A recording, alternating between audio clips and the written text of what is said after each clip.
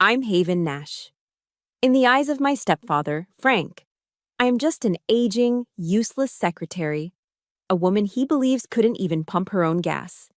But he doesn't know that right there in the back seat of his cramped minivan, smelling of stale yogurt and resentment, I am running a global hostage rescue operation. The moment the Boeing 747 of Air Force One tore through the sky and touched down on that provincial runway, Frank's face drained of all color. He screamed at me, spit flying, "Get down, Haven! What are you smuggling? Drugs! You're going to get the whole family killed." He stared at the red laser dots of the Secret Service dancing around my feet and trembled, convinced this was the end for his useless stepdaughter. But he was wrong. Dead wrong. When the cabin door opened, I didn't get handcuffs. I got a sharp salute from a Marine colonel. If you have ever been looked down upon by your own family, pushed to the margins while you carried the weight of the world on your shoulders, then hit that subscribe button right now. Because today, we are going to teach them a lesson they will never forget about who is really in charge. 48 hours before the tarmac incident, the air conditioning at the Longhorn Steakhouse off I-66 was working overtime, battling the humid Northern Virginia heat, but it couldn't cool down the simmering rage in my chest. The booth smelled like burnt garlic butter and cheap cologne. Frank's cologne. "To Kyle," Frank announced, his voice booming loud enough to turn heads 3 tables away. He raised a glass of the house Cabernet, holding it by the bowl like a barbarian, leaving greasy fingerprints on the glass. A real man, a conqueror of the skies. My younger half-brother, Kyle, sat opposite me, looking smug. He swirled his soda, soaking in the adoration. He was 30 years old, still living in the basement suite I helped pay for. And today we were celebrating his monumental achievement, obtaining a private pilot's license for a single-engine Cessna. "That wasn't an easy check ride, Dad," Kyle said, feigning modesty while fishing for a piece of the Wild West shrimp. "The crosswind component was almost 5 knots. 5 knots? You hear that, Helen?" Frank slapped the table, making the silverware jump. My mother, Helen, nodded frantically, cutting her Flo's filet into tiny, nervous pieces. "Incredible," she chirped, avoiding my eyes. "Just incredible, Kyle."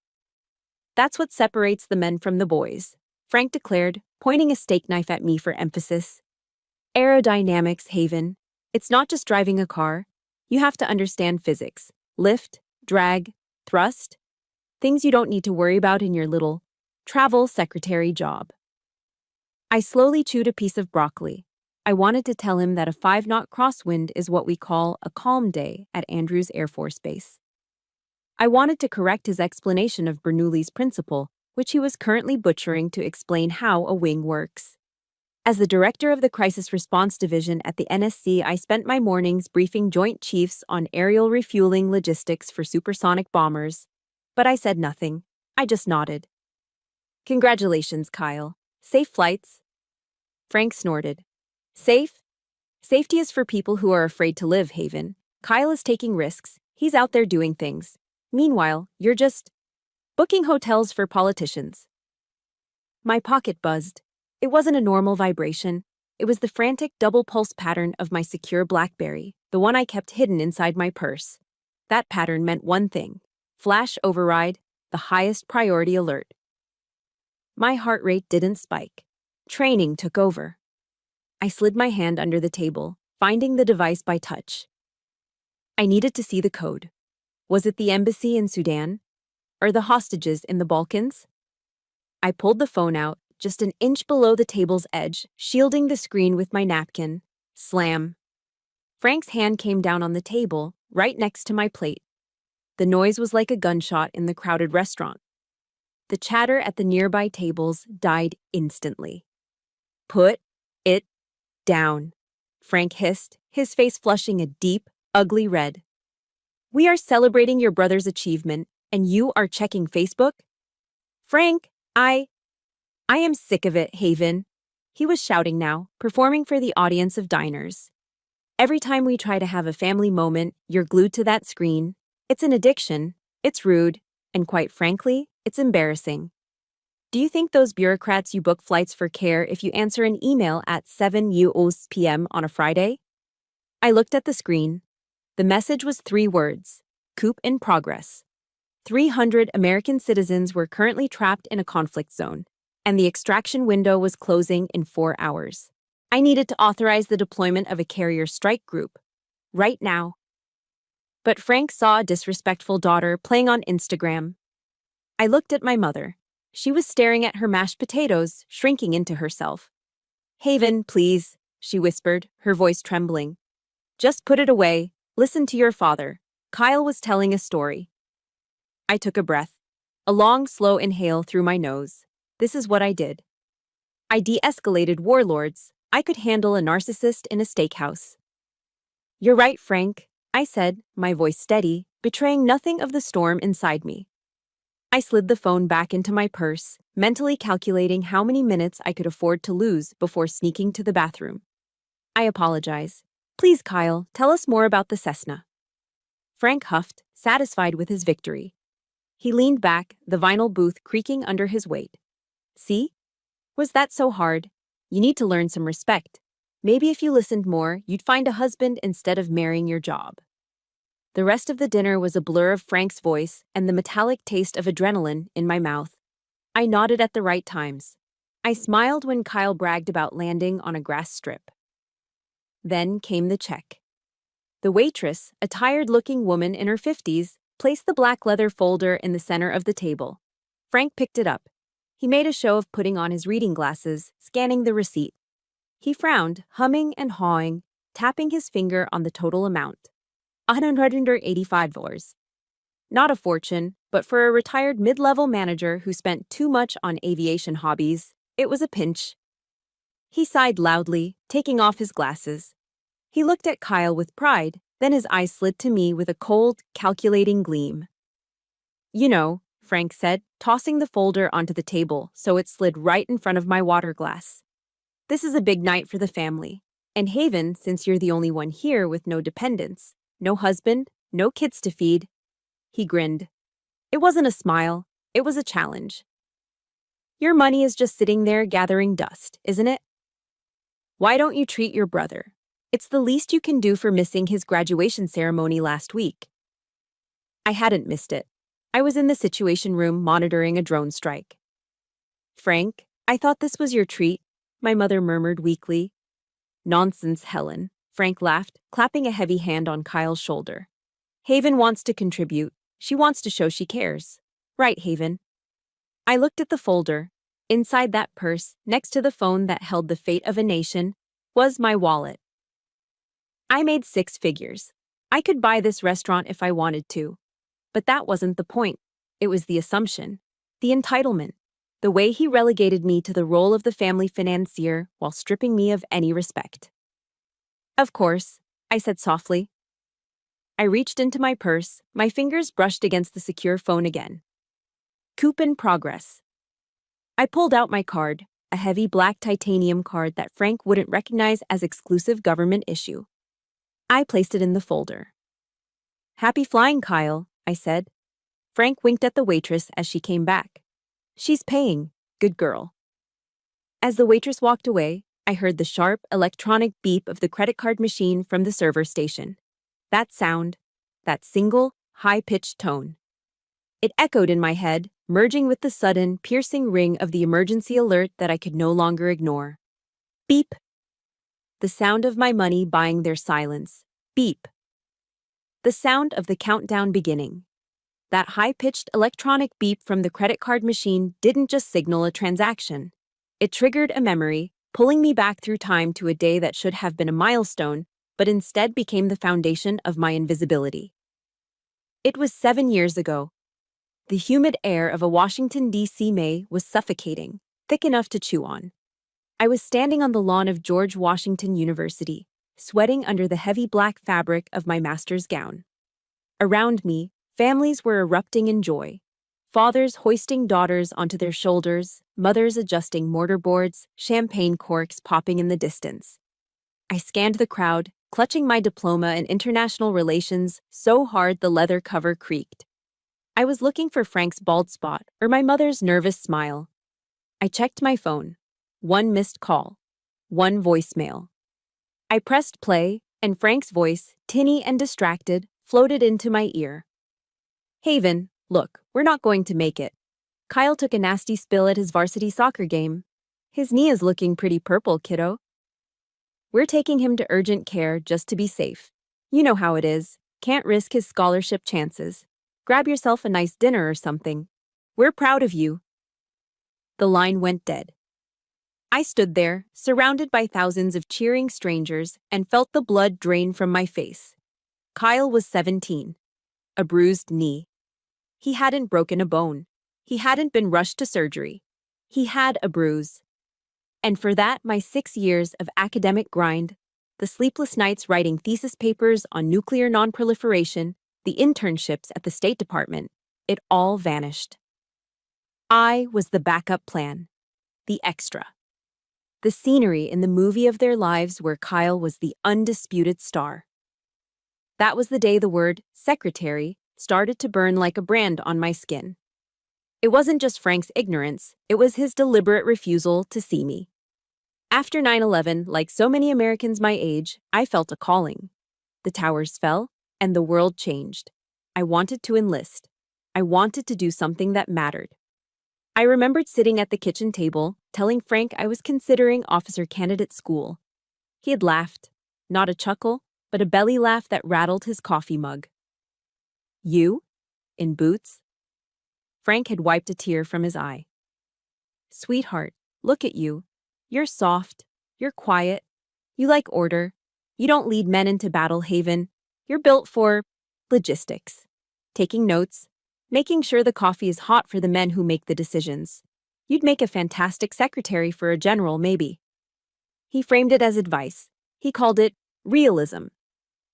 But it was gaslighting, pure and simple.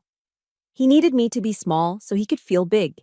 He needed me to be the travel secretary because if he acknowledged that I was actually an intelligence analyst coordinating with the Department of Defense, he would have to admit that his stepdaughter had surpassed him in every conceivable metric of success. And then there was the house, the split-level ranch in Fairfax with the manicured lawn that Frank was so proud of. He loved to lecture anyone who would listen at neighborhood barbecues about his financial wizardry. It's all about asset management, he'd say, holding a Bud Light, gesturing to the vinyl siding. I retired early because I know how to make a dollar stretch. The market is for suckers. Real estate is where the smart money lives. He had no idea. 5 years ago, Frank made a series of bad bets on penny stocks he read about in a spam email. They were underwater on the mortgage. The bank was threatening foreclosure. My mother had called me, sobbing, begging me not to tell Frank because it would break his heart. So, I fixed it. Every month, on the 1st, an automatic transfer of $2,000 leaves my account and goes directly to their lender. I labeled it consulting fees in the bank transfer notes, so if Frank ever saw a statement, he wouldn't question it. I saved his house. I saved his pride. And in return, I got to sit at a Longhorn Steakhouse and be told I didn't understand the value of a dollar. I know I'm not the only one. If you have ever been the invisible bank for your family, paying the bills, solving the problems, and fixing the messes while they treat you like you're incompetent, please hit that like button right now. And in the comments, just write, I see you. Let's prove to each other that our sacrifices aren't invisible here. Back in the present, the memory faded, replaced by the cool, recycled air of my apartment. It was 3 a.m. The only light in the room came from the glow of 3 encrypted monitors arranged in a semicircle on my desk. On the center screen, a satellite feed showed a grainy, thermal image of a convoy moving through a desert halfway across the world. A coup had just toppled a government in North Africa. 300 American aid workers and engineers were trapped in a compound, surrounded by militia trucks mounted with heavy machine guns. My secure line blinked red. It was the Admiral of the 6th Fleet. Director Nash, his voice crackled in my earpiece, sharp and professional. We are in position. Ospreys are spooled up. We are waiting on your green light for the extraction corridor. I looked at the map. I looked at the intelligence report scrolling on the left screen. Lives hung in the balance of my next sentence. I took a sip from the mug on my desk. The coffee was cold, black, and bitter. Frank's voice echoed in the back of my mind. You're only good for making sure the coffee is hot for the men who make decisions. I set the mug down. My hand didn't tremble. Admiral, I said, my voice steady, carrying the weight of the White House behind it. You have a go. Execute Operation Archangel. Get our people home. I wasn't a secretary. I wasn't a backup plan. I was the one holding the line while the rest of the world, including Frank and Kyle, slept soundly in the beds I helped pay for. But as I watched the thermal signatures of the Marines moving in to save lives, I knew the hardest battle wasn't happening in that desert. It was happening tomorrow morning. Frank had confiscated my car keys. He had trapped me in his world. And in a few hours, I would have to step out of this command center, put on my useless daughter mask, and get back into that minivan. I looked at the blinking cursor on my screen. The operation was underway, but I had my own extraction to plan. And unlike the convoy on my screen, I didn't have a fleet coming to save me. I had to save myself. The plan I had formulated in the dark at 3 a.m. was flawless, simple, efficient, and precise. I would shower, grab my pre-packed go bag, which contained a satellite uplink, a change of clothes, and 2 encrypted hard drives, and be on the I-66 on-ramp by 6:15.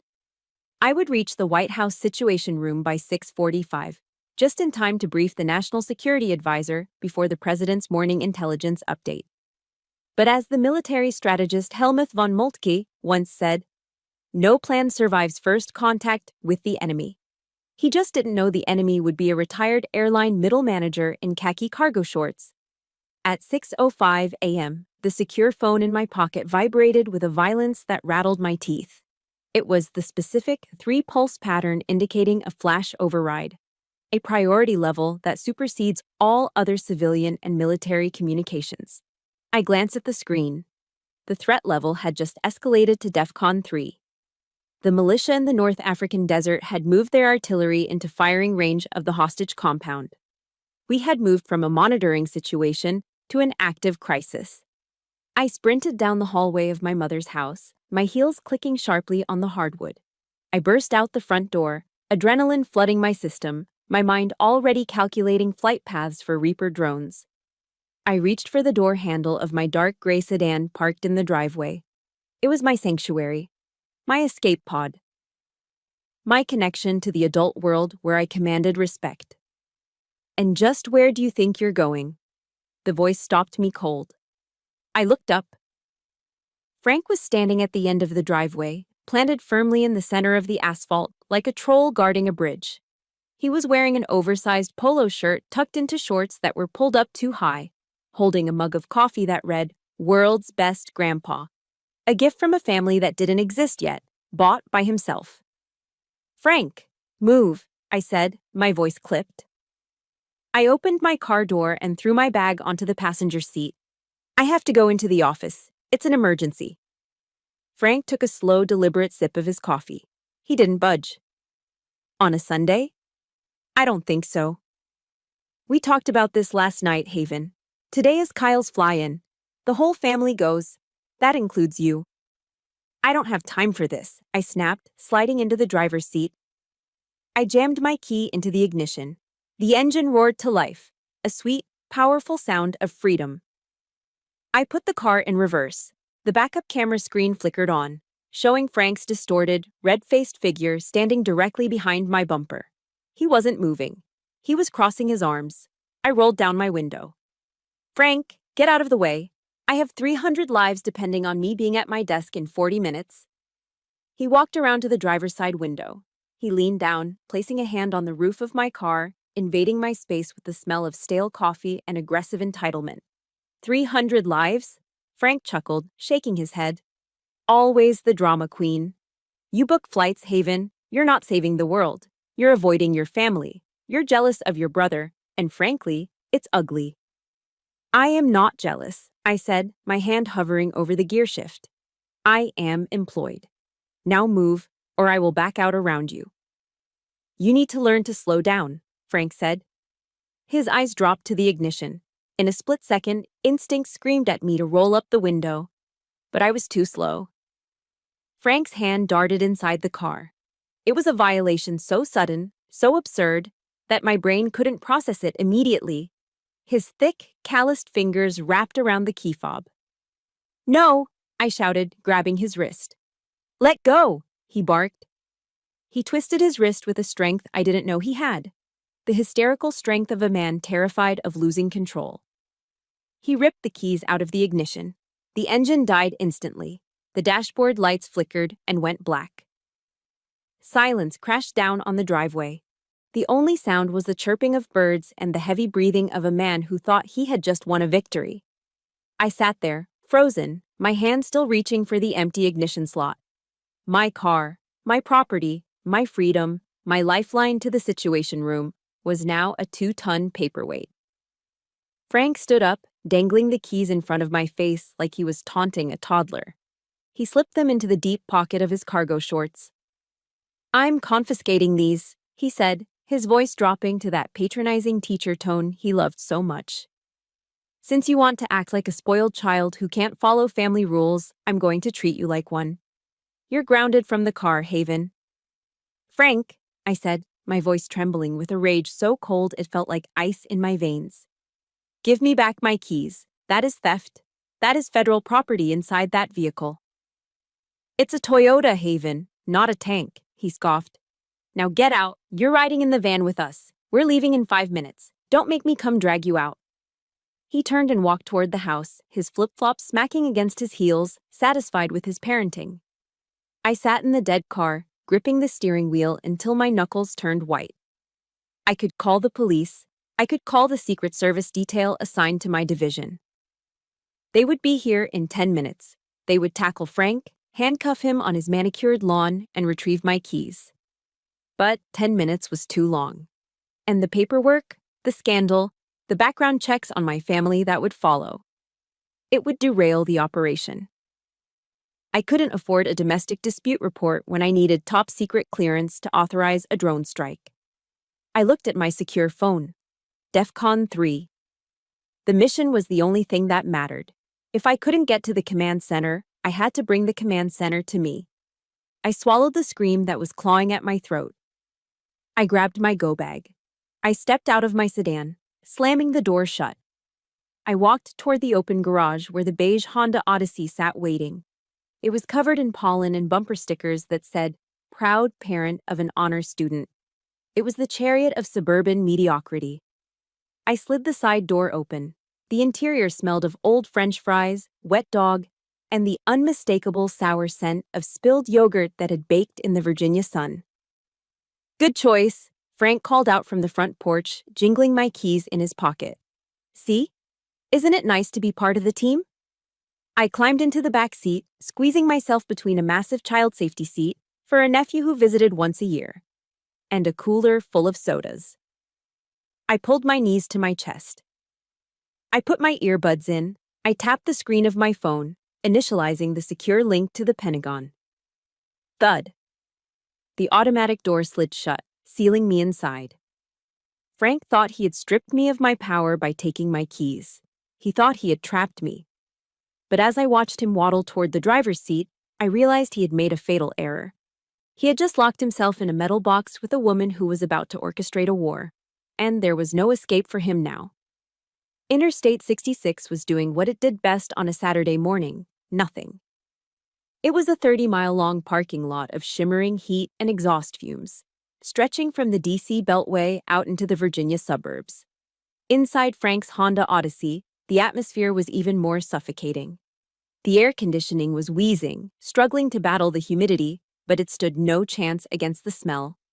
It was a specific, cloying scent unique to family road trips, a mixture of stale fast food French fries, the faint, sour odor of old yogurt spilled weeks ago, and Frank's overwhelming musk of cheap aftershave and self-righteousness.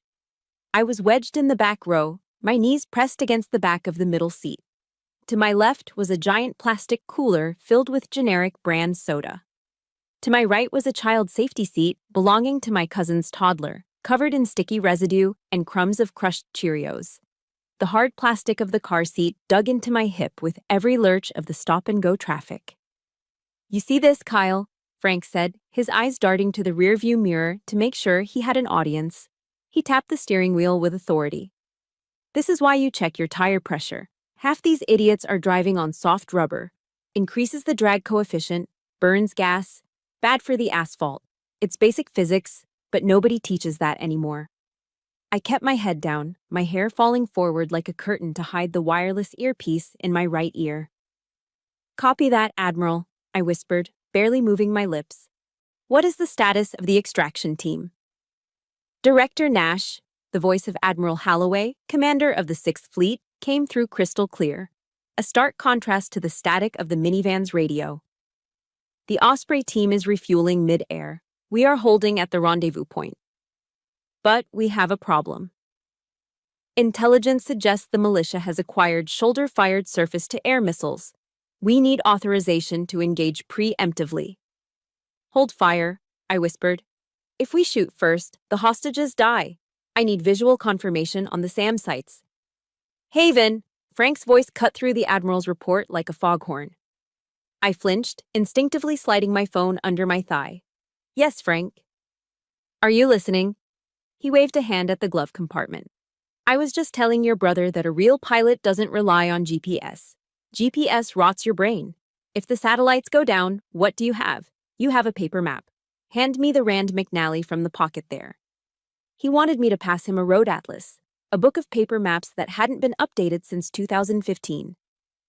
Frank, we're on I-66, I said, trying to keep the irritation out of my voice. It's a straight line. We don't need a map. It's about the principle, Haven. He sighed, looking at my mother in the passenger seat. Helen, she just doesn't get it. No situational awareness. That's why she's stuck in a cubicle. My mother just nodded, staring out the window. She's tired, Frank. Let her be. I'm teaching her, Frank insisted. Kyle, tell her. When you're up in the Cessna today, are you going to stare at an iPad, or are you going to look out the window? Kyle, sitting in the front passenger seat, the shotgun position of honor, turned around. He adjusted his aviator sunglasses, which he was wearing inside the car. He looked like a budget version of Tom Cruise, if Tom Cruise still lived in his parents' basement. Visual flight rules, Dad, Kyle said, flashing a grin. Eyes on the horizon. That's real flying. He looked at me, scanning my huddled form in the back corner. Who are you talking to, anyway? Kyle asked, a smirk playing on his lips. I saw your lips moving. You chatting with an internet boyfriend? Or are you booking a vacation for some senator? Just work, Kyle, I said quietly. Work, he scoffed. Hey, ask your boss if he can get me a discount on a hotel in Miami. I'm thinking of taking the Cessna down there once I get my instrument rating. I'll see what I can do, I lied. In my ear, the Admiral's voice returned, tense and urgent. Director, we have a development. The President has been briefed. He's invoking the National Command Authority. He wants a direct secure video conference with you, immediate effect. He wants to look you in the eye before he authorizes a strike. My stomach dropped. The President of the United States wanted a face-to-face briefing. Now. I looked at the dashboard clock. 9:15 a.m. We were still 20 minutes from the airfield. I was trapped in a moving prison of mediocrity. I couldn't jump out. The traffic was moving at 10 miles per hour, but running down the interstate shoulder would attract the state police, and Frank would undoubtedly chase me. Director, the Admiral pressed. The President is airborne on Air Force One. He's en route to D.C., but he can divert. Where are you? We need a secure facility. I looked out the window. Through the haze of heat and exhaust, I saw a green highway sign. Exit 44. Manassas Regional Airport. 2 miles. Manassas. A general aviation airport. It had a control tower. It had a runway long enough for corporate jets. And, crucially, it was where Frank was taking us. A wild, audacious idea formed in my mind. It was reckless. It was insane. It would blow my cover completely. But I had no choice. The hostages didn't have time for me to be polite.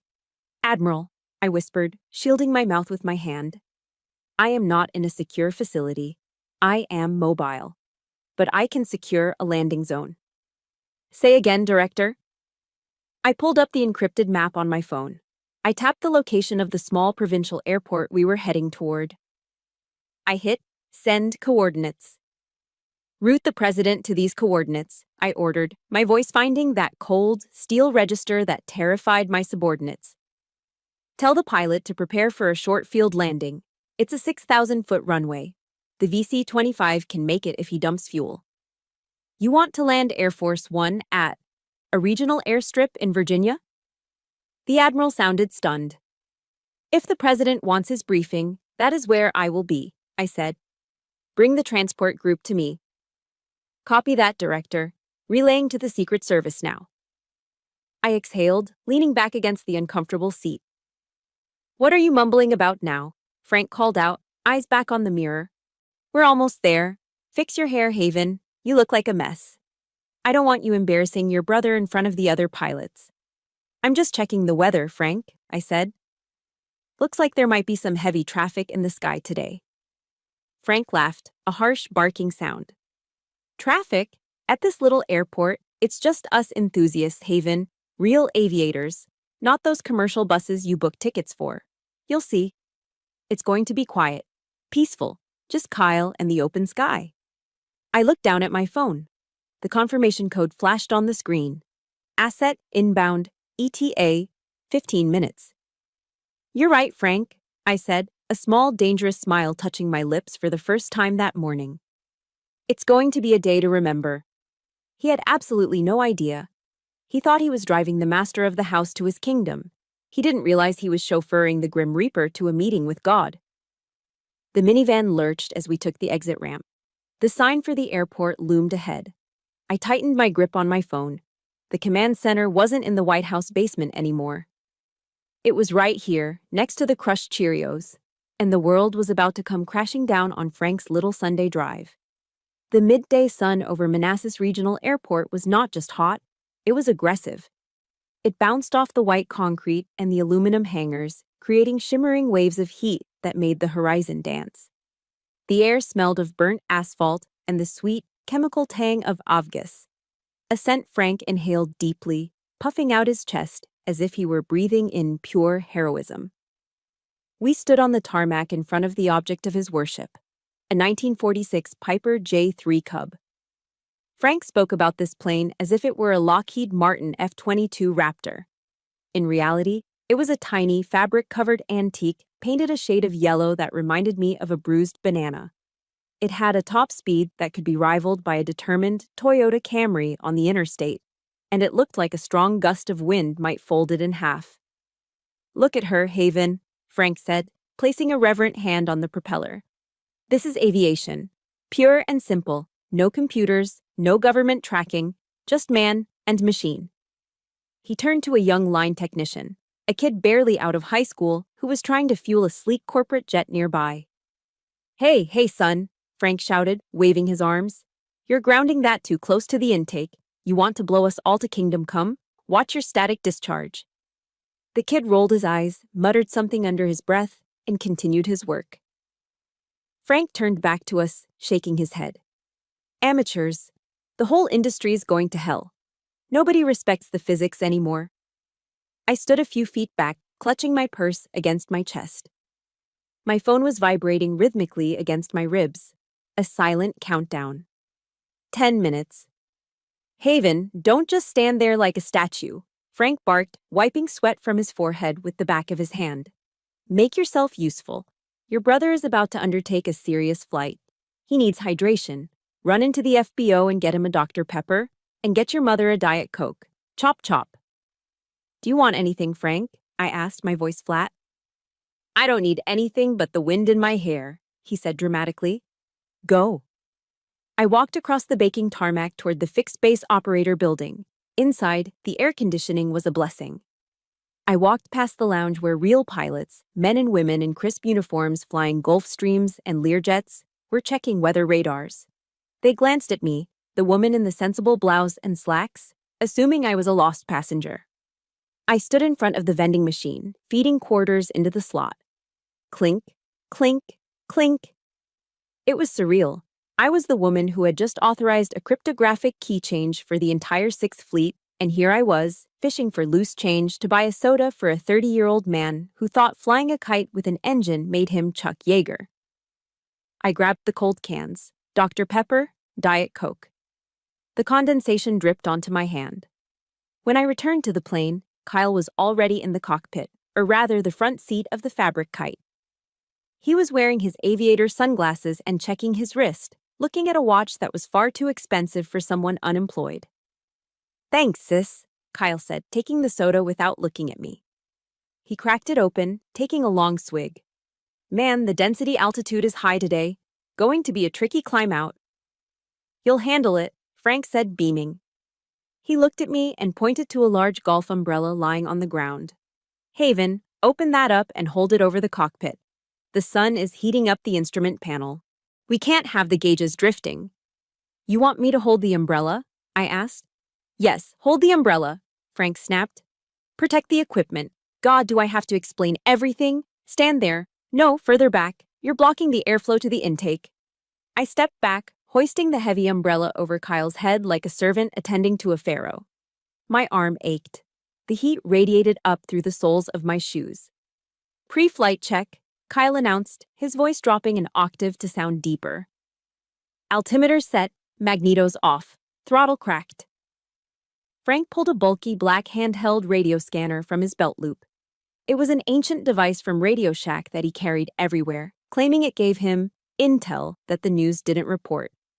He extended the telescopic antenna, turning the squelch knob until the static hissed loudly. "Tower is quiet," Frank noted, listening to the fuzz. "Good. Means we have the pattern to ourselves." I shifted my weight.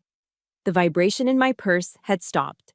That meant only one thing: asset on final approach. Suddenly, the static on Frank's radio changed. It wasn't the lazy hiss of an open channel anymore. It was a sharp, rhythmic interference, the kind you hear when a massive electromagnetic source overpowers a receiver. Zuzzed, zuzzed, pop. Then, a voice cut through the noise. It wasn't the bored local controller I usually heard on Frank's scanner. This voice was different. It was crisp, authoritative, and terrifyingly calm. "Break! Break! All stations, Manassas Tower. Implementing immediate ground stop. Security level 1 in effect. All aircraft on the ground, hold position. All aircraft in the pattern, depart the airspace immediately. This is a federal mandate." Frank frowned, tapping the side of his radio. "What? What kind of garbage is this?" "Repeat," the voice continued, louder this time. "Ground stop. Clear the runway. Unidentified heavy traffic inbound. Expedite." The young technician fueling the jet dropped his hose. The pilots I had seen in the FBO were running out onto the balcony, looking at the sky. Frank looked at the radio, then at Kyle. He let out a scoff of disbelief. "Ground stop." Frank laughed, a nervous, irritated sound. "For what? There's not a cloud in the sky. This is ridiculous. Probably some bureaucrat in DC pushed the wrong button." "Dad, maybe we should wait," Kyle said, his hand hovering over the starter. He looked less like Top Gun and more like a confused kid. "Nonsense," Frank yelled over the sound of a siren starting up in the distance. "It's a drill, Kyle. They do this to scare the hobbyists away. We have rights. We filed a flight plan. Well, we were about to. Start the engine." "Frank," I said, lowering the umbrella, "you should listen to the radio." Frank spun on me, his face purple in the heat. "Don't you start, Haven. You don't know the first thing about FAA regulations. I've been listening to this scanner for 20 years. If it was real, I'd know." He turned back to Kyle, waving his hand dismissively at the empty blue sky. "Kick the tires and light the fires, son. Let's show them what this bird can do before they close the runway for their little game." Kyle nodded, emboldened by his father's stupidity. He reached for the ignition switch. "Clear prop," Kyle shouted. The little propeller spun. The engine coughed, sputtered, and roared to life with the noise of a very angry lawnmower. Frank pumped his fist, shouting over the engine noise. "That's it! Taxi to the hold line. Ignore the tower." I stepped back, folding the umbrella. I looked to the east. Frank was looking at the yellow toy in front of him. He was looking at the pavement. He was looking at his shoes. He wasn't looking up. But I was. And in the distance, a dark speck was growing larger against the sun. It wasn't a cloud, it wasn't a bird, and it certainly wasn't a drill. The air pressure dropped. The birds stopped singing. Even the drone of the Piper Cub seemed to falter, as if the machine itself was trembling in the presence of a predator. Frank screamed something at the tower, shaking his fist. He had no idea that in about 30 seconds, his entire understanding of the universe was about to be obliterated by 4 General Electric CF6 turbofan engines. It started as a vibration in the soles of my shoes, a low, thrumming tremor that traveled up my legs and settled in my chest, rattling my ribcage. The birds that had been chirping around the hangar suddenly went silent. The wind picked up, but it wasn't a natural breeze. It was a pressure front, a wall of displaced air pushing ahead of something massive. "What is that?" Kyle shouted, looking around wildly. "Is that a storm front?" Frank looked up from his shoes, squinting against the glare. "Don't be stupid, Kyle. It's probably a C-130 transport from the guard base. Loud, clumsy things." But then the sun went out. A shadow fell over the tarmac. Not the passing shade of a cumulus cloud, but a total, terrifying eclipse. It swallowed the yellow Piper Cub. It swallowed Frank. It swallowed the entire airfield. I looked up, shielding my eyes, and watched the monster descend. It was the most beautiful and terrifying thing I had ever seen. The underbelly of the Boeing 747-200B was a vast expanse of polished aluminum and sky blue paint. It hung in the air, defying gravity, a leviathan of metal and power that blotted out the sky. The noise hit us a split second later. It wasn't a sound you heard, it was a sound you felt. The scream of 4 General Electric CF6 turbofan engines at idle was enough to vibrate teeth in their sockets. As the pilot flared for landing, the roar escalated to a deafening, earth-shattering howl. "Get back!" Frank screamed, but his voice was lost in the cacophony. The sheer force of the jet wash hit us like a physical blow. Frank's hat, the one that proclaimed him the world's best grandpa, was ripped from his head and sent tumbling across the asphalt into a drainage ditch.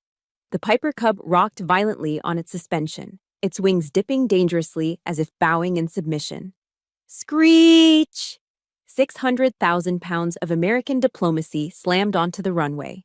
Smoke erupted from the 18 main landing gear tires as they bit into the pavement. The smell of burning rubber instantly overpowered the scent of Frank's cheap cologne. The massive aircraft slowed, its thrust reversers deploying with a mechanical roar that sounded like the end of the world. It taxied toward us, a towering wall of steel. And then, I saw it. The detail that broke Frank's brain. The flag. High on the tail, the American flag stood proud. And sweeping across the fuselage in impeccable font were the words, "United States of America." This wasn't a C-130. This wasn't a training exercise. This was the VC-25, the Flying White House. The aircraft came to a halt less than 100 yards from where we stood. The engine spooled down to a high-pitched whine, but the silence that followed was even heavier.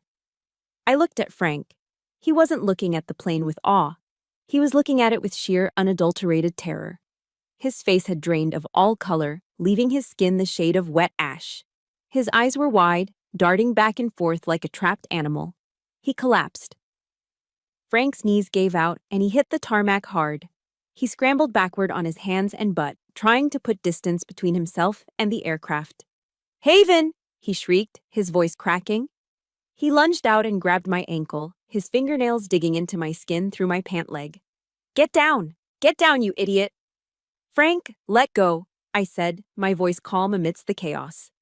"What did you do?" he screamed, spit flying from his lips. "Why are they here? Is this the FBI? Are you smuggling drugs? Oh my God, you're laundering money for terrorists, aren't you? That's where the mortgage money came from." He was hyperventilating now, his narcissism twisting reality into a pretzel. In Frank's small, fearful world, the government only showed up to punish. He couldn't conceive of a reality where authority arrived to serve. "They're going to arrest us all," Frank wailed, pulling harder on my leg. "I didn't know. Officer, I didn't know. She's the stepdaughter. I have nothing to do with her." He was already selling me out. The engines hadn't even stopped spinning, and he was already offering me up as a sacrifice to save his own skin. Kyle was no better. He was standing behind the wing of his Piper Cub, hands raised in the air as if surrendering to an invisible army, a wet stain spreading rapidly across the front of his khaki shorts. Suddenly, the tarmac was swarmed. Black SUVs with flashing lights tore around the corner of the hangar, screeching to a halt between us and the plane. Men in dark suits poured out, Secret Service agents. They moved with fluid, lethal precision, forming a perimeter. Frank saw the red laser dots from the counter-assault team dancing on the pavement near his feet. He curled into a fetal position, covering his head with his hands. "Don't shoot! I'm a patriot! I pay my taxes! It's her! Take her!" I looked down at the man groveling at my feet. This was the man who had lectured me on leadership over a steak dinner. This was the man who had confiscated my car keys to teach me a lesson.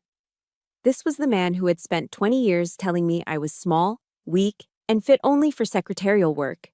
And now, he was sobbing into the asphalt because a plane landed. This is the moment. If you have ever seen a bully crumble the second they lost control, if you have ever watched a narcissist turn into a coward when faced with real power, hit that like button right now. And in the comments, I want you to write one word: karma. Let's see how many of us have waited for a moment just like this.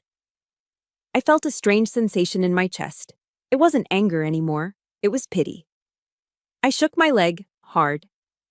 "Get off me, Frank," I said. He looked up, blinking through his tears. "Haven, stay down, you'll get us killed." "No, Frank," I said, my voice cutting through the humid air like a blade. "I won't." I kicked his hand away from my ankle. I brushed a speck of dust from my blazer. I reached into my purse and pulled out my ID badge, the one I usually kept hidden in a zippered pocket. I clipped it onto my lapel. The gold seal of the executive office of the president glinted in the sun. "Haven," Frank whispered, confusion warring with his fear. Where are you going?" I didn't answer him. I didn't look at Kyle cowering by his toy plane. I turned my back on the minivan, on the spilled sodas, on the petty, small life they had tried to imprison me in. I started walking. I walked straight toward the line of black SUVs, straight toward the men with assault rifles, straight toward the massive staircase that was slowly unfolding from the belly of the beast. The wind whipped my hair back, but I didn't flinch. For the first time in my life, I wasn't walking away from something. I was walking toward who I really was. The distance between Frank's Honda Odyssey and the staircase of Air Force One was less than 50 yards. But as I walked it, it felt like I was crossing the widest canyon in the world. Behind me lay a lifetime of being told I was small, incompetent, and irrelevant. Ahead of me lay the world where I commanded armies. I didn't run, I walked. My heels clicked rhythmically on the hot asphalt, a steady metronome counting down the final seconds of Frank's delusion. From the corner of my eye, I saw movement. Fast, aggressive movement. 2 black Chevrolet Suburbans tore across the tarmac, flanking the giant aircraft. They didn't slow down gently. They slammed on their brakes, drifting slightly. Tires screaming in protest as they created a physical barricade between me and the rest of the airport. The doors flew open before the vehicles even came to a complete stop. "Federal agents, back up! Get back!" 6 men in dark suits poured out. They moved with a terrifying synchronized fluidity that made them look less like individuals and more like a single organism designed for violence. They wore wraparound sunglasses and earpieces, and in their hands, they held Daniel Defense MK-18 rifles at the low-ready position. They didn't look at me. They didn't need to. They knew exactly who the asset was. Instead, they formed a perfect V-shape, a phalanx, around me. They turned their backs to me, facing outward, creating a wall of human steel. Their weapons were pointed directly at the only threat in the vicinity: a 68-year-old man in cargo shorts and a 30-year-old fake pilot with a wet stain spreading on his pants. "Don't shoot! Oh God, don't shoot!" Frank's voice was a high-pitched shriek, unrecognizable from the booming baritone he used to lecture me about tire pressure. I stopped and turned slowly. Through the gaps between the agent's shoulders, I saw him. Frank was on his knees. He had thrown his hands up so fast he nearly dislocated a shoulder. His face was a mask of pure, unadulterated panic. He looked at the laser sights dancing on the pavement near his knees and dissolved. I didn't do it, Frank screamed at the agents, pointing a shaking finger at me. I don't know what she did, but I'm not part of it. I'm a taxpayer. I'm a good citizen. She's the stepdaughter. She's mentally unstable. Take her. Just don't hurt me. The betrayal was immediate. It was instinctive. In the face of authority, the man who claimed to be the patriarch, the protector, the alpha male of the family, had instantly offered me up as a sacrifice to save his own skin. Beside him, Kyle was frozen. He stood by the wing of his yellow Piper cub, his mouth hanging open. The damp patch on the front of his khakis was growing larger, darkening the fabric in the cruel sunlight. The conqueror of the skies had wet himself. Back up! The lead agent barked, his voice amplified by the silence of the stunned airfield. Hands where I can see them, on the ground, now. I'm doing it, Frank sobbed, pressing his face into the hot, dirty asphalt. See? I'm cooperating. Officer, please, I have a bad back. I watched them. For 20 years, these two men had made me feel small. They had criticized my clothes, my job, my lack of a husband, my choices. They had made me feel like an intruder in my own home. And now, looked at them, groveling in the dirt, terrified of the very power they claimed I didn't have. A mechanical whirring sound drew my attention away from the pathetic display. The main cabin door of the Boeing 747 was opening. The stairs unfolded with hydraulic grace. A figure appeared in the doorway. It wasn't the president, not yet. It was a man in the impeccable dress blue uniform of the United States Marine Corps. Silver eagles on his shoulders glinted in the sun. Rows of ribbons decorated his chest. He was a colonel, the president's military aide, a man who carried the football, the nuclear launch codes. He walked down the stairs with a solemn, heavy gait. He didn't look at the agents. He didn't look at Frank sobbing on the ground. He didn't look at the yellow toy plane. He walked straight through the line of Secret Service agents, who parted to let him pass. He stopped exactly 3 feet in front of me. The colonel snapped his heels together. The sound was sharp, like a pistol crack. He raised his right hand in a crisp, slow, perfect salute. It was a gesture of supreme respect, reserved for superiors, for the commander-in-chief, and for those holding the highest offices of the land. "Good morning, Director Nash," the colonel said. His voice was deep, respectful, and carried clearly over the tarmac. "The president is waiting for you in the conference room. We are ready for immediate departure." I didn't salute back. I was a civilian. But I nodded, acknowledging the respect that Frank had denied me for decades. "Thank you, Colonel," I said softly. Before I turned to ascend the stairs, I took one last look back. Frank had lifted his head from the asphalt. He was staring at the colonel. He was staring at the salute. His brain was trying to process the impossible image. The travel secretary, the useless girl, the coffee fetcher. A Marine colonel was saluting her. Frank's mouth worked, opening and closing like a fish on a dock, but no sound came out. The cognitive dissonance was breaking him. He realized in that shattering moment that he hadn't just been wrong. He had been irrelevant. I looked him right in the eye.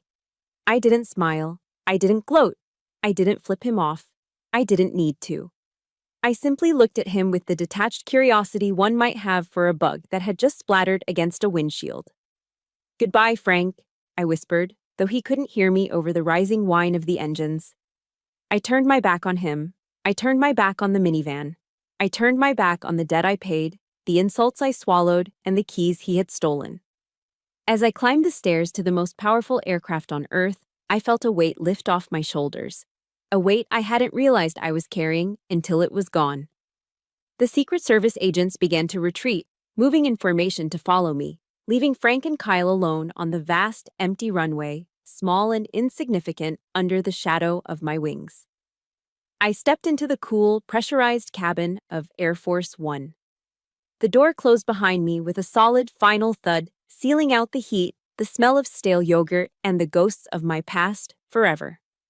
The wind on the tarmac was violent, whipping my hair across my face, stinging my cheeks with grit and the smell of burnt jet fuel. But as I placed my foot on the first step of the mobile staircase, the chaotic noise of the outside world began to fade. Each step was a physical severance. Step 1. I left behind the humidity of Northern Virginia, the sticky, oppressive heat that had clung to me since childhood. Step 2. I left behind the smell of stale yogurt and the crushed Cheerios embedded in the upholstery of a minivan that had served as my prison cell for the last 2 hours. Step 3. I left behind the voice of a man who had told me, not 10 minutes ago, that I was incapable of understanding aerodynamic lift, while I was currently boarding the only aircraft in the world equipped to survive a nuclear blast. I reached the top of the stairs. The Marine colonel who had saluted me stood aside, holding the door. He didn't say a word. He didn't need to. His posture said everything. Welcome home, Director. I stepped across the threshold. The transition was instantaneous and jarring in its luxury. The roar of the engines, that deafening, bone-shaking scream, vanished, replaced by the hushed, pressurized silence of the cabin. The air here was different. It was cool, crisp, and scrubbed clean of dust. It smelled of expensive leather, furniture polish, and the rich, dark aroma of freshly brewed Kona coffee. The kind served on silver trays, not in styrofoam cups. A steward in a white jacket nodded to me. Director Nash, can I take your bag? No, thank you, I said, gripping the strap of my go bag. It contained the hard drives. It stayed with me. The president is in the conference room, the steward said, gesturing down the corridor. He's reviewing the initial casualty reports. I walked down the aisle. The carpet was a deep, plush blue, woven with the seal of the President of the United States. To my left, the communications center was buzzing with quiet efficiency. Military aides talking in low voices into secure handsets, typing on laptops that controlled the movements of fleets and armies. This was power. Frank's power was loud. It was shouting at a waitress in a steakhouse. It was confiscating car keys. It was bullying a teenage boy into flying a kite with an engine. Real power was silent. Real power didn't need to shout. It hummed. I reached the door of the conference room. It was open. The President of the United States was sitting at the head of a long, mahogany table. He was in his shirt sleeves, his tie loosened slightly, reading glasses perched on the end of his nose. He was studying a topographic map of the North African desert spread out before him. He looked up as I entered. He looked tired, the heavy, burdened fatigue of a man who carries the lives of millions in his pocket. But his eyes were sharp. Haven, he said, removing his glasses. He didn't stand on ceremony. We had worked together through 2 hurricanes and a diplomatic crisis in the South China Sea. He knew I didn't care for pleasantries when the clock was ticking. I apologized for the dramatic pickup. The Secret Service wasn't thrilled about landing a 747 on a strip designed for Cessnas, but I told them you don't send coordinates unless it's the only option. It was the only option, Mr. President, I said, placing my bag on the table and pulling out the encrypted drives. My transport was compromised. Compromised? He raised an eyebrow. I thought you had a secure detail. Domestic logistical failure, sir, I said. It won't happen again. The president nodded, accepting the vagueness. He reached for the coffee pot on the table and poured a cup. He pushed it toward me. Black. Just how I took it. Sit, he said. Walk me through the extraction. The Admiral says you want to use the chaotic weather patterns as cover for the Ospreys. It's risky. It's calculated risk, sir, I began, opening my laptop. The sandstorm will blind their radar, but our thermal imaging will cut right through it.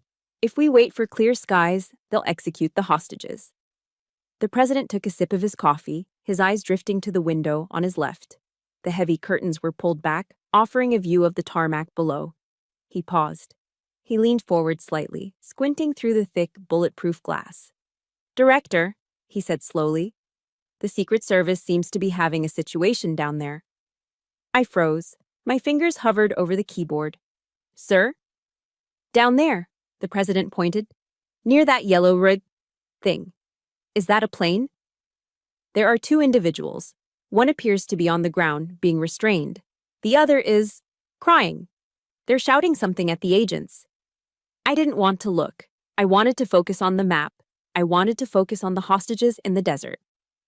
But the president turned to me, his expression shifting from commander-in-chief to human curiosity. They look frantic, he noted. And judging by where we landed, they were standing right next to you. Do they know you, Haven? The cabin was silent. The only sound was the faint hum of the avionics cooling fans. I stood up and walked to the window. I looked down. From this height, Frank was small. He was on his knees, his hands cuffed behind his back. Standard procedure for anyone who rushes a presidential motorcade. He was writhing, his face contorted in a scream I couldn't hear. Kyle was slumped against the wheel of his Piper Cub, head in his hands, defeated.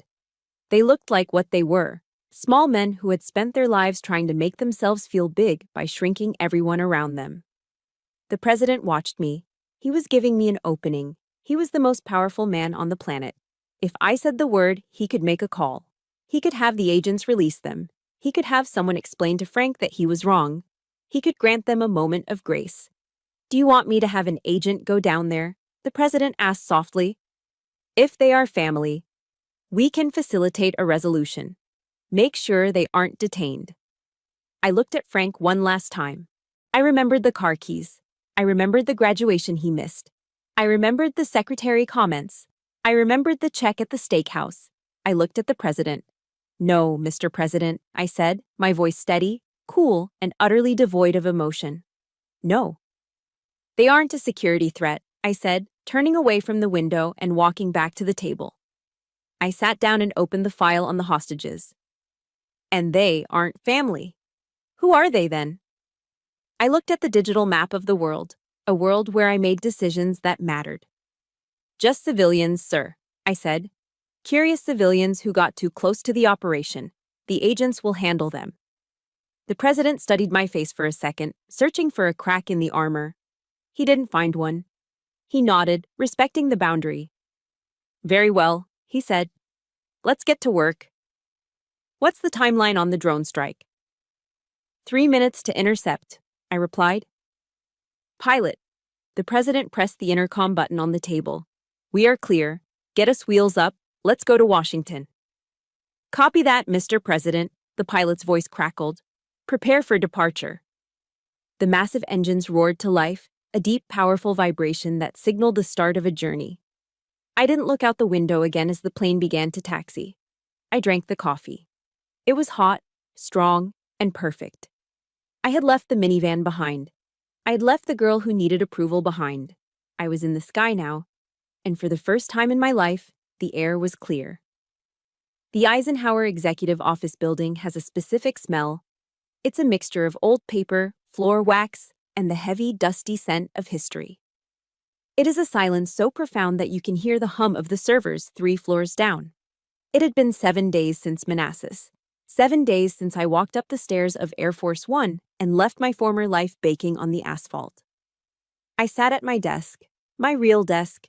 It was a massive piece of mahogany that had supposedly been used by a Secretary of War in the 1940s. Behind me, the window offered a view of the Washington Monument, standing stark and white against a gray sky. On the wall, the digital clock ticked in Zulu time, synchronizing the movements of fleets across the globe. My secure line was quiet. The crisis in North Africa was over. The hostages were home. The world was safe.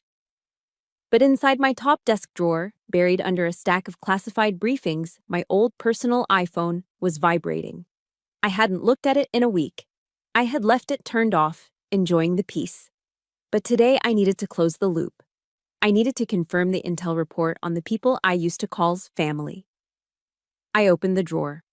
The screen lit up, harsh and artificial in the dim office. 15 missed calls, 7 text messages, 1 new voicemail. All from Dad Frank. I stared at the name. It didn't evoke fear anymore. It didn't evoke anger. It just looked like a typo, a mistake in the code. I picked up the phone. It felt light, flimsy, like a toy compared to the heavy encrypted devices I used for work. I pressed the speaker button. Frank's voice filled the room, booming and distorted, as if he were shouting directly into the microphone while driving that damn minivan. Haven, sweetheart, it's Dad. The tone was jarring. It was high-pitched, jovial, dripping with a sugary, fake enthusiasm that made my stomach turn. It was the voice he used when he was trying to charm a waitress into giving him a free refill. My God, kiddo, you really had us going. I mean, wow. Secret Service? The President? You are a sly one, aren't you? Keeping all that under your hat. We were just telling the Millers next door. You know Bob Miller, the guy with the lawn tractor? We told him, yep, that's our Haven. We always knew she was destined for greatness. We just had to be tough on her to bring it out. I leaned back in my chair, steepling my fingers. The audacity was breathtaking. He was rewriting history in real time. He was taking credit for my success. The abuse, the insults, the secretary comments, in his twisted mind that was just tough love designed to build my character. The voice on the recording dropped lower, becoming conspiratorial. This was the pivot. This was the real reason for the call. Anyway, listen, honey, we need to talk. Things are... Well, the town is buzzing. Everyone wants to know you. And Kyle, look, your brother is going through a tough time. That little incident with the Piper Cub really shook his confidence. He's thinking the private pilot route is too slow. I could hear the smile in his voice now. A greasy, transactional smile. I was thinking, since you're basically running the White House now, what if you made a call to the Air Force Academy? Get him a slot. Skip the congressional nomination nonsense. Just get him in. He's got the genes for it, Haven. He just needs a leg up. You know how it is. Family helps family. We're so proud of you, superstar. Call me back ASAP. Mom is making pot roast. Click. The silence rushed back into the room, but it felt different now. It was cleaner. I sat there, dissecting the message like an intercepted enemy transmission. He didn't apologize. Not once. He didn't mention confiscating my car keys.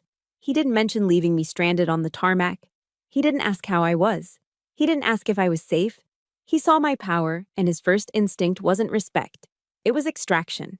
He saw me as a resource. I was no longer the useless daughter. I was the golden goose. He wanted me to corrupt a federal institution, to bypass the rigorous standards of the Air Force Academy, standards I respected deeply, just to give his lazy, incompetent son a shortcut to glory. He thought he could just hit the reset button. He thought that by calling me superstar, he could erase 20 years of calling me nothing. It was pathological. It was narcissism in its purest, most malignant form. I looked at the phone. For years, I'd held onto it, waiting for an apology, waiting for them to say, "We see you, we love you." But that message was never going to come. Because you cannot get blood from a stone, and you cannot get love from a parasite. I didn't feel sad. I felt a profound sense of professional clarity. The asset was compromised. The relationship was a liability. My thumb hovered over the screen. I didn't just delete the voicemail. I tapped the share icon. I sent the audio file to a secure cloud folder labeled Legal Harassment Evidence. If Frank ever tried to show up at my workplace, if he ever tried to sell a story to the press about how I abandoned them, I would have his voice, in his own words, trying to solicit a federal favor. Then I went to the contact list. Frank Nash. I scrolled down to the bottom. The red text stared back at me. Block this caller. I pressed it. A pop-up asked me to confirm. Block contact. Next. Helen Nash. My mother. The woman who watched him take my keys and said nothing. The woman who ate the steak I paid for while I was being insulted. Block this caller. Block contact. Next. Kyle Nash. The golden child. The fake pilot. Block this caller. Block contact.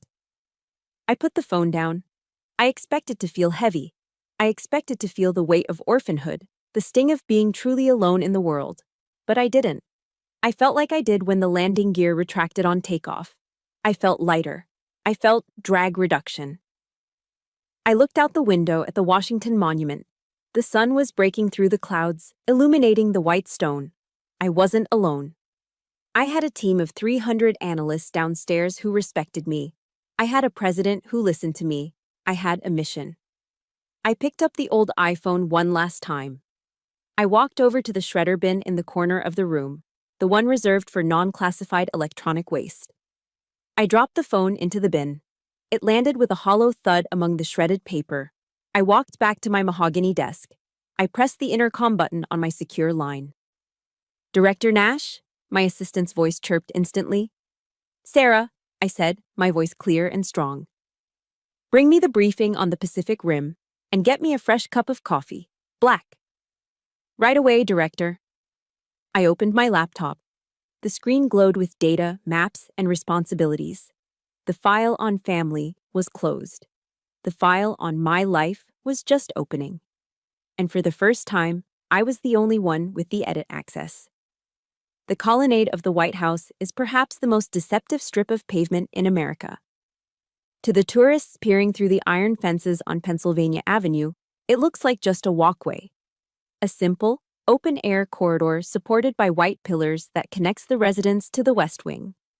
But when you walk it, really walk it, you feel the weight of the ghosts who have paced these stones before you.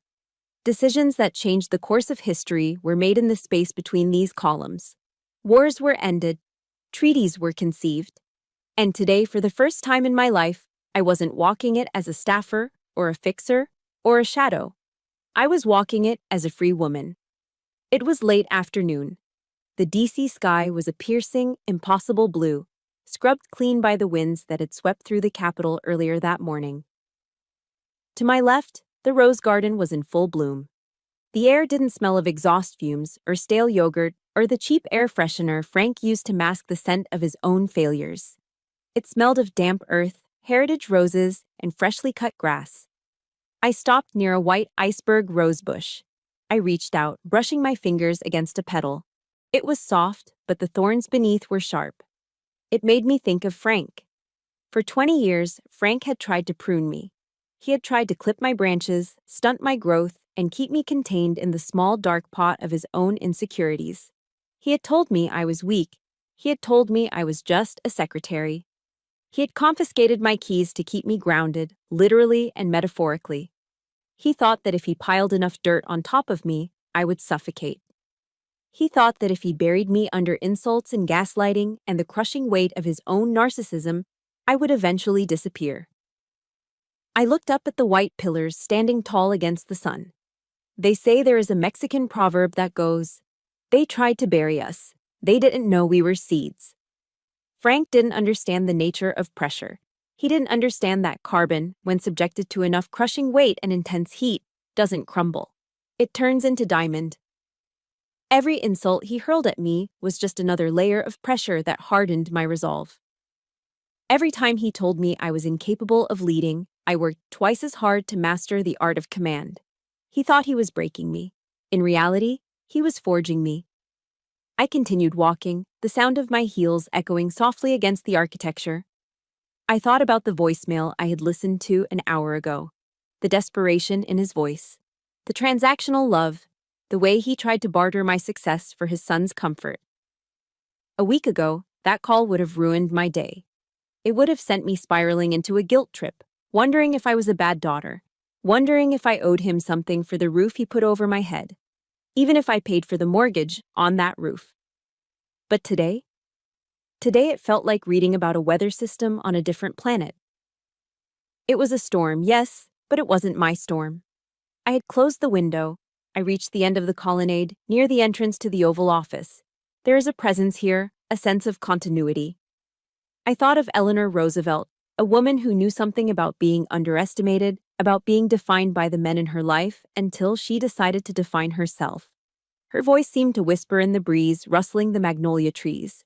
No one can make you feel inferior without your consent. For so long, I had given Frank my consent.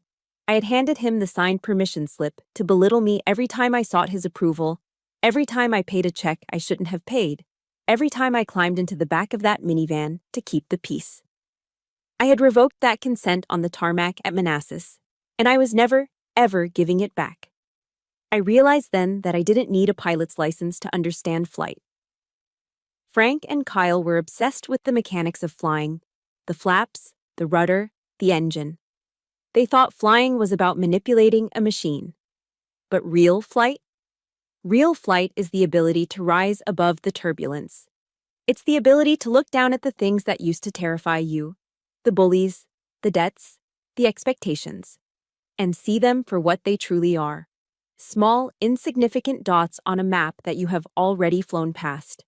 Roar. The sound started as a rumble and quickly tore through the silence of the garden. I looked up. High above the Washington Monument, a solitary F-35 fighter jet banked sharply, its afterburner glowing like a star in the daylight. It was likely a patrol from Andrews, securing the airspace over the Capitol. A week ago, that sound would have made me flinch. It would have reminded me of Frank screaming on the runway, of the fear of being arrested, of the chaos. But today, I didn't flinch. I didn't look down. I shielded my eyes against the sun and watched the metal bird carve a path through the heavens. It was loud. It was unapologetic. It was powerful. It was mine. That sky didn't belong to Kyle and his rented Cessna. It didn't belong to Frank and his delusional lectures on aerodynamics. That sky belonged to me. It belonged to the people who did the work, who made the hard calls, who stood in the fire and didn't burn. A smile touched my lips, a genuine, unburdened smile that reached all the way to my eyes. I looked down at my chest.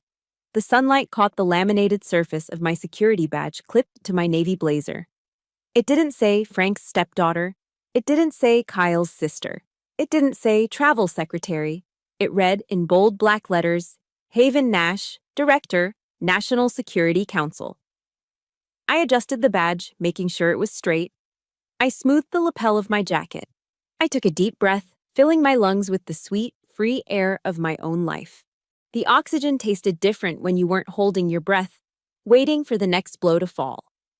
I turned away from the garden, away from the memories of the past, and faced the door to the West Wing. There were briefings to read. There were decisions to make. There was a world to protect. And I was exactly where I was supposed to be. I took a step forward, then another, and I didn't look back.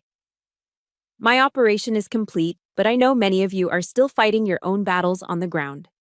If my story reminded you that your value is never defined by your family's opinion, please honor that truth by hitting the subscribe button and liking this video. It helps us clear the runway for more survivors to find this community. I want to read your briefing in the comments. What is the one boundary you need to set today to reclaim your peace? Share it below. Let's build our own command center right here. Until next time, remember, keep your eyes on the horizon.